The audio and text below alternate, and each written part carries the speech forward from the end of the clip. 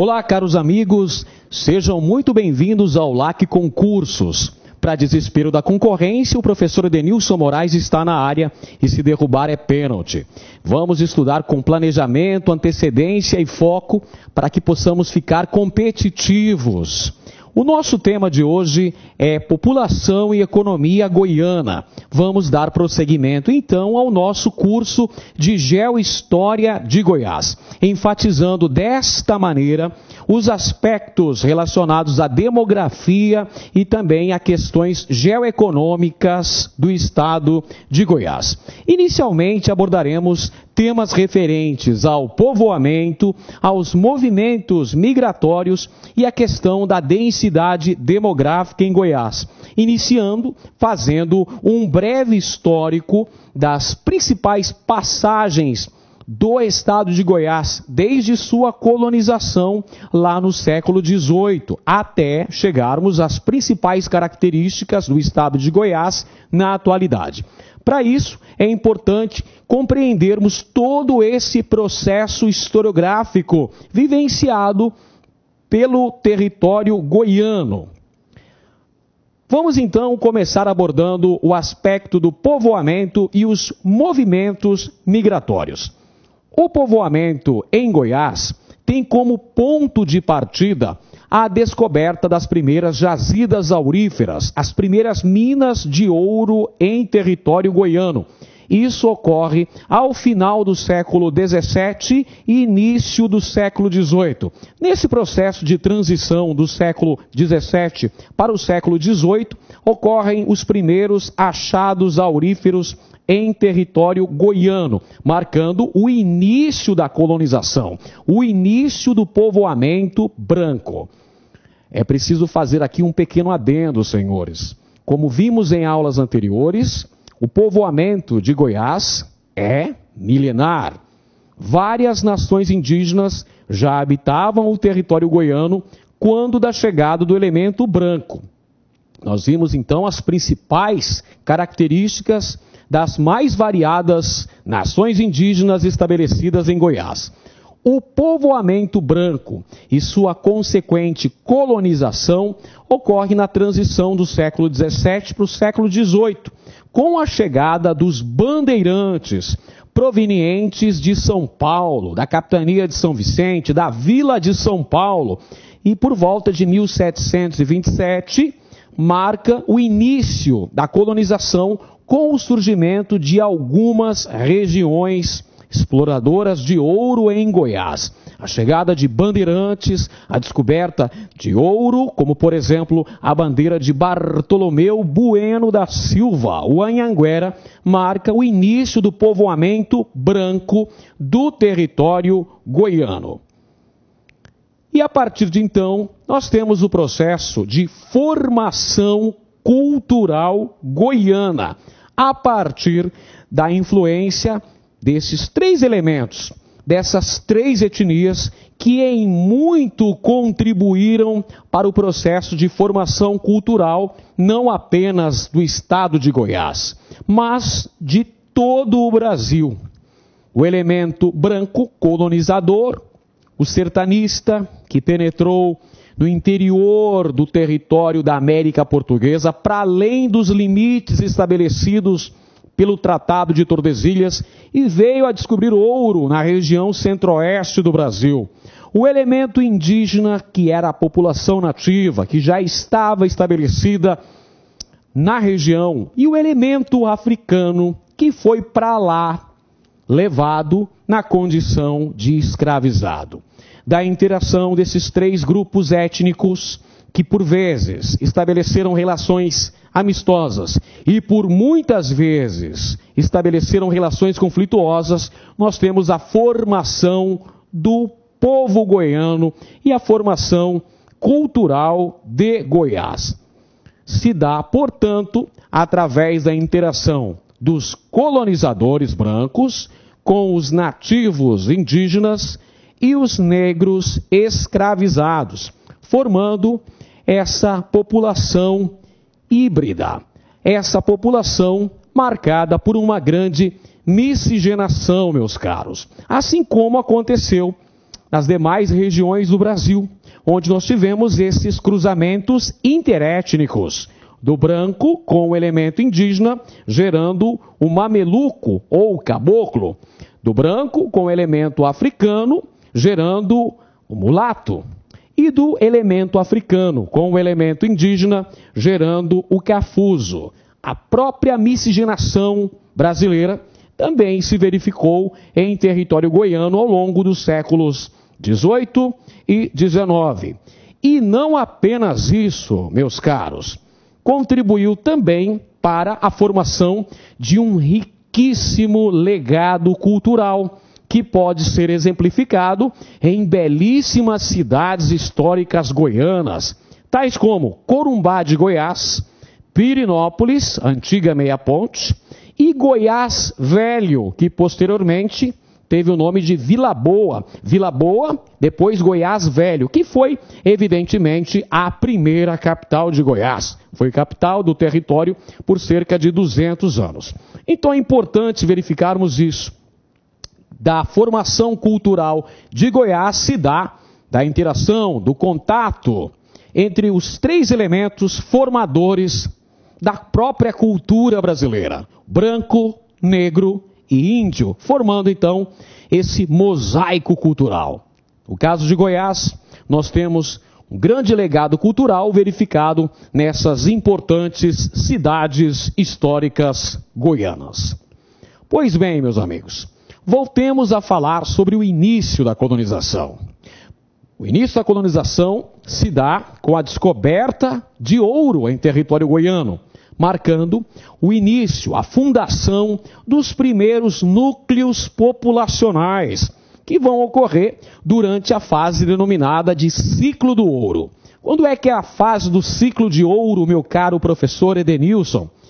Meus amigos, o ciclo do ouro acontece durante aproximadamente 50 anos, entre a década de 1720 e a década de 1770.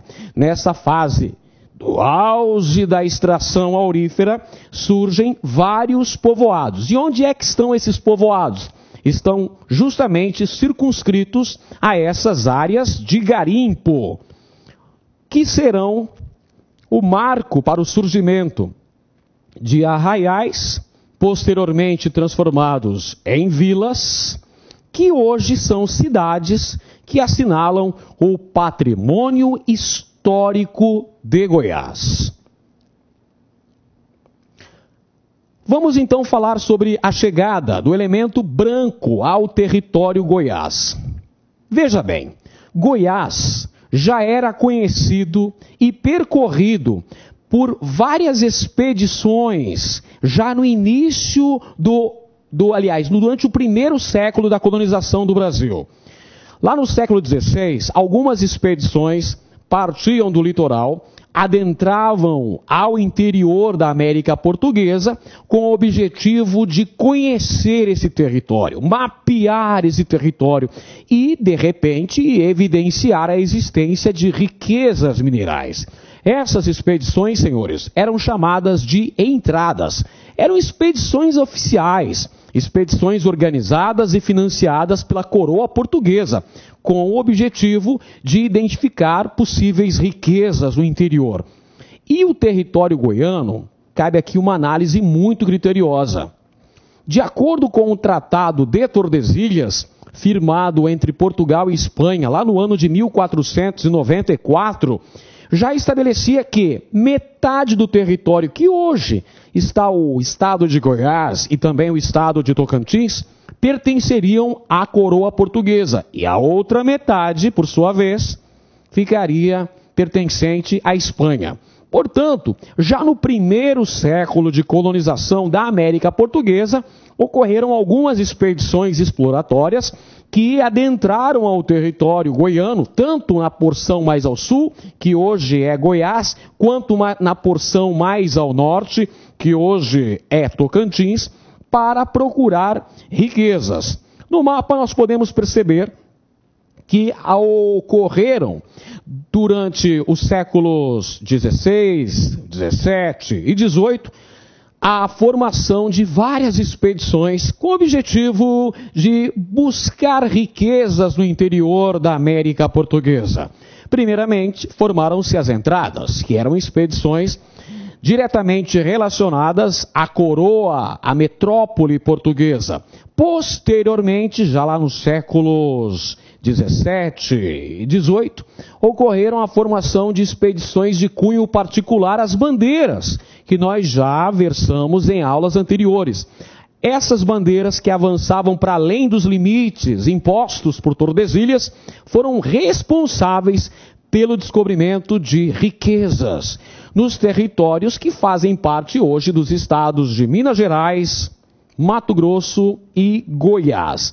Então, já no início do processo colonizador português, lá na fase das capitanias hereditárias ainda, algumas expedições oficiais, chamadas entradas, já haviam penetrado em território goiano, mas sem o interesse, sem o objetivo de fixar, de formar povoados na região. Vale dizer que o povoamento branco no território goiano só vai acontecer em virtude do descobrimento das minas de ouro nessa região. Isso é verdade. Antes, algumas expedições até chegaram ao território goiano. Entretanto, a mudança nos planos, o estabelecimento de núcleos populacionais na região se dá a partir do momento em que são notificadas as descobertas auríferas. As primeiras entradas, aquelas que eu falei para vocês no início do processo de colonização, eram expedições de caráter oficial e destinavam-se a explorar o interior em busca de riquezas minerais. Por que que isso acontecia? Isso acontecia por uma questão muito óbvia. Vivíamos sob a égide do mercantilismo, ou seja, Portugal tinha interesse de manter uma balança comercial favorável, queria acumular riquezas, principalmente riquezas minerais, e tinha expectativa de encontrá-las no Brasil, uma vez que a Espanha já havia encontrado ouro no México, no antigo território azteca, e também na América do Sul, no antigo território Inca, nas minas de Potosí, território do Peru, da Bolívia.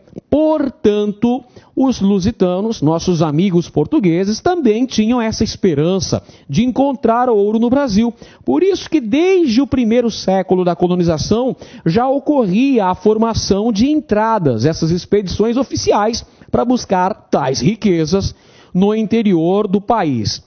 Mais tarde, já no período da chamada União das Coroas Ibéricas, entre 1580 e 1640, nós temos o surgimento de uma outra atividade de exploração, desta feita lá no Planalto Vicentino, na Vila de São Paulo, onde surgem as chamadas bandeiras. As bandeiras se constituem numa atividade complementar, numa espécie de válvula de escape para a superação de um certo atraso econômico, de uma certa estagnação econômica vivenciada nessa região. Então os bandeirantes percorrem os caminhos dos sertões em busca de riquezas. Os bandeirantes caçavam indígenas para transformá-los em escravos. Os bandeirantes atacavam nações indígenas que eram contrárias ao avanço da colonização. Os bandeirantes destruíam quilombos e os bandeirantes também buscavam ouro e diamantes. Haviam também as bandeiras de prospecção. E são essas bandeiras que vão justamente encontrar ouro no território goiano. As bandeiras eram expedições de caráter particular, montadas, financiadas, lá na capitania de São Vicente. Essa capitania que mais tarde passou a se denominar Capitania de São Paulo. Da Vila de São Paulo partiam esses sertanistas, esses exploradores, ávidos de encontrarem riquezas e saírem da situação de estagnação econômica que viviam lá na Vila de São Paulo. Uma das formas de se procurar essa riqueza era através das chamadas bandeiras de apresamento, também chamadas de bandeira de preação. No território goiano, algumas bandeiras se aventuraram a fazer guerra contra os indígenas para transformá-los em mão de obra compulsória a ser utilizada no Planalto Vicentino. Bartolomeu Bueno da Silva, o vulgo Anhanguera, diabo velho da língua tupi, é considerado o descobridor de ouro em Goiás. Entretanto, meus caros, este que aparece nesta estátua magnífica no centro de Goiás, o Anhanguera, não foi o primeiro bandeirante a adentrar ao território goiano. Antes dele, muitos outros aventureiros também passaram por essa região. Mas o que é que tem de diferente no nosso bom e velho Bartolomeu Bueno da Silva, o Anhanguera? O que tem de diferente é que este bandeirante é o primeiro a chegar à região de Goiás com a intenção de se fixar, com a intenção de montar povoados, de explorar o ouro de uma maneira sistemática. Então essa é a grande diferença, o grande diferencial entre a Anhanguera e os bandeirantes que passaram pelo território goiano anteriormente. É justamente o objetivo. O objetivo de Anhanguera era fixar-se na região, explorar o ouro com a autorização das autoridades lusitanas. A bandeira de Anhanguera saiu de São Paulo em 3 de julho de 1722. O caminho percorrido por este bandeirante não era tão difícil como nos primeiros tempos. Isso já denota um certo conhecimento desses sertanistas para a região do coração do Brasil. Afinal de contas, não foi Anhanguera o primeiro bandeirante, o primeiro branco a chegar ao território goiano. Antes dele, outros expedicionários, outros bandeirantes também já haviam passado por aqui. Portanto, havia um certo conhecimento por parte dos bandeirantes em relação aos caminhos no interior do Brasil. Em outubro de 1725, os bandeirantes da expedição de Anhanguera voltaram triunfantes a São Paulo, divulgando a descoberta de 5 córregos auríferos, minas tão ricas, mas tão ricas como as de Cuiabá, e com a vantagem em relação a Cuiabá, apresentando um ótimo clima e uma fácil comunicação. Olha só, no início do século XVIII, os bandeirantes encontraram ouro na região central do Brasil. Em Cuiabá, o bandeirante Pascoal Moreira Cabral descobriu ouro em 1719 junto ao rio Cochipó. Em 1722, foi um outro bandeirante chamado Miguel Sutil quem descobriu ouro no chamado Córrego da Prainha, um afluente do rio Cuiabá, uma das maiores jazidas auríferas encontradas no século XVIII. 1722, a bandeira de Anhanguera, o nosso bom e velho Bartolomeu Bueno da Silva, encontra ouro em território goiano. Volta para São Paulo, sede do povoado, para noticiar ao governador da capitania a descoberta desses 5 veios auríferos em 5 córregos na região e com uma vantagem em relação a Cuiabá. Eram minas muito com um potencial de extração muito elevado e com a vantagem de apresentar ainda um clima mais saudável e uma facilidade de comunicação maior em relação a Cuiabá.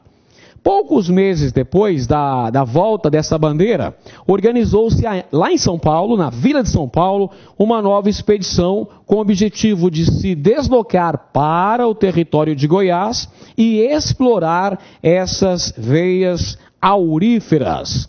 Bartolomeu Bueno da Silva, agora na condição de superintendente das Minas, e o João Leite da Silva Ortiz na condição de guarda-mor regente. Eles vão ocupar a região junto ao Rio Vermelho. E nesta área, nesta localização geográfica, eles fundam o primeiro arraial, que foi o Arraial de Santana, depois chamado de Vila Boa. Por que Vila Boa, meu caro professor? Ora, Vila Boa devido à grande extração de ouro. As localidades do Brasil só ganhavam essa denominação, esse status, essa categoria de vila, se tivessem uma grande extração aurífera. Isso aconteceu com as vilas desse período na região central do Brasil.